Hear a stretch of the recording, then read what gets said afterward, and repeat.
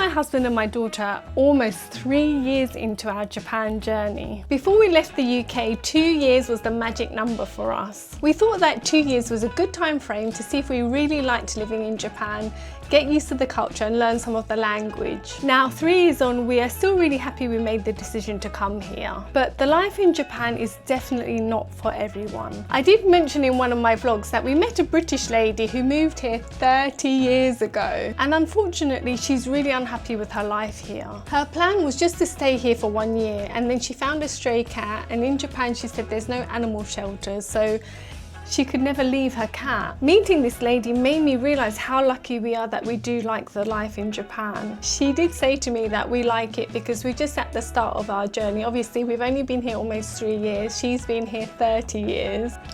Life in Japan can be a struggle for foreigners. I do think that everything in Japan is designed for Japanese people. For example, if you sign up to utility companies or bank accounts, it can really throw them off if you have middle names or double-barreled names. When my husband opened his bank account, I do think maybe they got a little bit mixed up because they ended up putting a Japanese name on his bank card and an English name on my bank card. But because the name on his card is in alphabet and his actual account is in katakana, it just throws everything off. I do feel like she has got a little bit of a romanticised image of the UK. Obviously, it's changed a lot in the last 30 years. And the last time she visited the UK was in 2017. So even in the last 10 years, it's changed quite a bit. Over the years, she said she's taken in quite a few animals, and now they've all passed away. She's only got 1 cat left. And it's the first time she feels able to go back to the UK. The difficulty with that is that the wages in Japan are really low. The minimum wage is about 1,100 yen. Of course, the yen is very weak, so if you convert it to pounds, you really don't get much at all. She has no friends or family that she can stay with in the UK, so she's really in a bit of a pickle. Her visa expires in 2028 in Japan,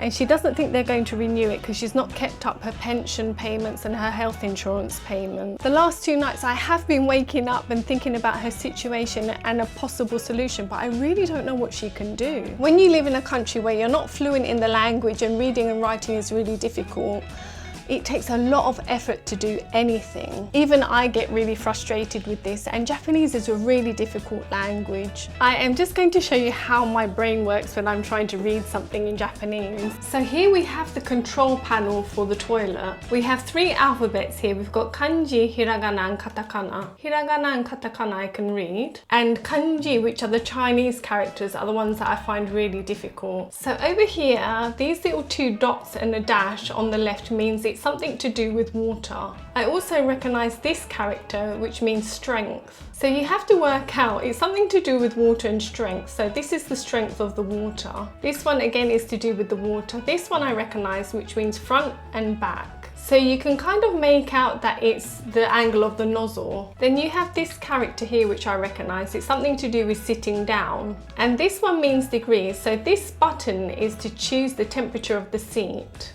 You have the character for water here, and again degrees, so this is the temperature of the water that sprays. This character here is something to do with electricity, so it does say eco here, so I think this is energy saving, but I wouldn't know without the English writing. So you can kind of imagine going through this process every time you want to read something. It can be quite draining. At this moment in time, I do feel like I can cope with it, but of course I'm only 3 years into my journey. I can imagine by 30 years it can be really, really exhausting.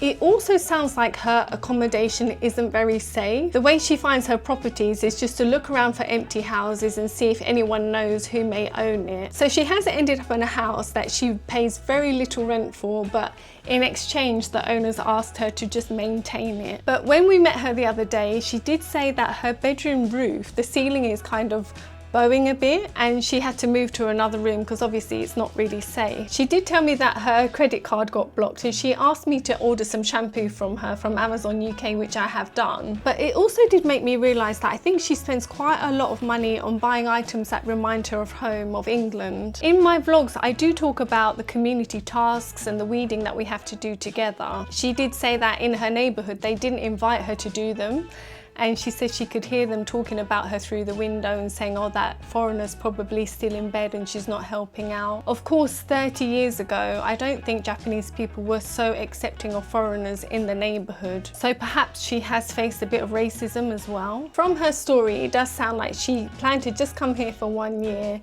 and then she took on the animals, and now she's just really stuck here because she can't afford to go back to the UK. When she was telling us about her visa expiring in 2028, I said to her, what are you going to do? And she said, I just can't think about it. I am actually really worried about her, and there was an earthquake 2 days ago, and I did text her to see if she was okay, and I have not received a reply. Obviously, I know the condition of her roof isn't great, so I do know that she's got neighbours that keep an eye on her, so hopefully everything is okay. First time we met her, she was so disorientated. It was like she forgot how to put her English mode back on, and even when she was speaking, she was like, I can't believe I'm speaking English. I did say to her, I mean, I don't really know about destiny and all this kind of thing, but I said to her, maybe there is a reason that our path crossed at this time. I have asked her if she would like to come over sometime, and she seemed really happy with that. If she does come over, what I'm planning to do is go to Costco, get that clotted cream that I saw the last time, and try and find some scones and just make her feel really at home. Of course,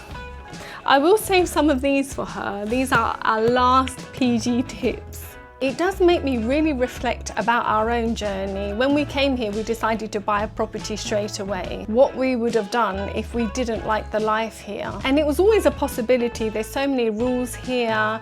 Everything is really structured. As I said earlier, it is sometimes very difficult for foreigners just for day-to-day living. One really good piece of advice that she did give me was plan for your future. And I do think this is an important thing for everyone to think about. My whole life, I have really struggled with getting the balance between living and worrying about the future. And anyone who is planning to move to Japan has to realise that there is the possibility that you won't like the life here. Coming to Japan on holiday is completely different from living here. If you are deciding to move from the UK to Japan, I would definitely say make the most of that 3 months that you can have to experience life in Japan without a visa. I do think that moving to Japan from most places in the world, you will have a culture shock. If anyone has got any suggestions or ideas on how I can help this lady, please can you drop a comment, because I'm completely lost.